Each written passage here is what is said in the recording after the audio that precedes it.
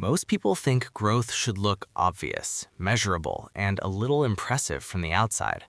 They expect sharper habits, cleaner routines, faster healing, and some visible sign that effort is paying off. But real growth is usually quiet enough to be mistaken for stagnation. And that is why so many people abandon themselves right before something deeper begins. Here's the part nobody says clearly enough. The healthiest version of you may not look more extraordinary, only less desperate for proof, less reactive when life stings, less eager to explain yourself, less willing to betray your peace just to feel included. And before this ends, I want to give you a better way to measure progress. Because once you change the measurement, comparison starts losing its power over your mind. We were taught to evaluate life like a public scoreboard, where someone is always winning and someone is falling behind. So when another person earns more, heals faster, or looks calmer, your mind turns that into evidence against you. It starts treating growth like a ranking instead of a relationship with yourself. But comparison is rarely just ambition. Most of the time, it is uncertainty searching for certainty in the wrong place. When you don't know how to measure your own movement, you borrow someone else's ruler. And borrowed rulers were never designed to be kind to your private process. Pause for a second. Imagine trying to measure sleep with a thermometer, or grief with a stopwatch. The tool would be wrong even if you used it perfectly. That's what comparison does to inner growth. Some people are displaying outcomes that cameras can catch. You are rebuilding safety in places nobody else can see. Some people are performing confidence in public. You are learning not to abandon yourself in private just to be accepted. Those are not the same challenge. They don't even happen on the same road. This is where it gets uncomfortable. Part of you still wants visible proof because visible proof gets rewarded, noticed, and socially understood. You want your pain to produce something undeniable. You want healing to look efficient, elegant, and easy to explain. But healing is often inefficient on purpose. Growth repeats the same lesson until your body trusts what your mind has already understood. So if you keep asking why you still get triggered, still tired, still unsure, ask whether you recover faster than before. Ask whether you choose better after the wave passes. Ask whether you stay kinder to yourself in the aftermath.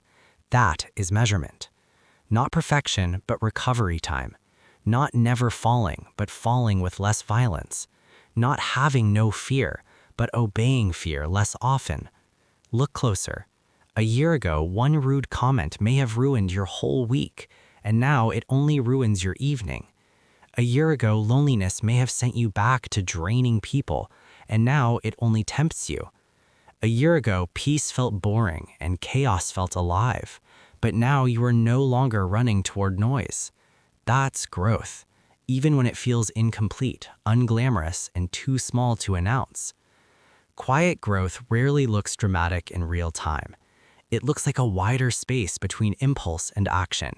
It looks like noticing the old pattern before obeying it. It looks like apologizing sooner, resting earlier, leaving faster, and speaking honestly while your voice shakes. It looks like grieving without turning grief into your entire identity. Let that sit, because this changes how you track progress from now on. Instead of asking whether you are ahead of them, ask whether you are more honest than before. Ask whether you interrupt self-abandonment sooner, stay present longer, and let urgency control you less. Ask whether your life feels steadier, not louder. These questions are less exciting, but far more truthful. Comparison loves speed because speed hides depth. Slow measurement is where depth becomes visible again. The people you envy may be growing in directions you wouldn't actually want to live inside. Their confidence may be denial, their productivity may be numbness, and their calm may be disconnection dressed well. So be careful what you use as evidence. Outer polish can hide inner chaos, and your messy honesty may be healthier than their polished avoidance. This is why your standard has to become internal. Measure how quickly you notice the lie. Measure how gently you answer the wounded part of you. Measure how often you choose what is right over what is familiar. Measure whether your values survive bad moods. Measure whether your peace is becoming less negotiable. Measure whether you need less applause to keep going. That kind of progress won't always impress people, but it will help you trust yourself. And trust is a deeper milestone than attention. So when comparison whispers that you are behind, don't spend the whole night arguing with it. Return to the evidence that actually matters. Are your reactions less extreme than before? Are your boundaries carrying less guilt than before? Are your choices becoming less performative than before? Are you abandoning yourself less often than before? If the answer is yes, even slightly, something real is happening, even if nobody claps for it.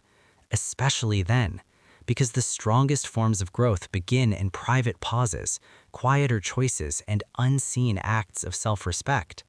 They begin when you stop chasing closure from unavailable people and stop earning rest before allowing it. They begin when you disappoint someone else instead of betraying yourself. That's not small. That's a new self being practiced, and practiced identity becomes lived identity over time. So measure your growth by your return, not your performance. By your honesty, not your image. By your steadiness, not your speed. By how often you come back to what matters after the mind wanders into noise. If this gave you something true to carry, stay close for a while. Quiet shift is for people who want internal mastery more than external theater, for people who'd rather become grounded than impressive, for people learning to move in silence and still change what matters most. If that sounds like you, you're not behind, you're already in the quiet shift.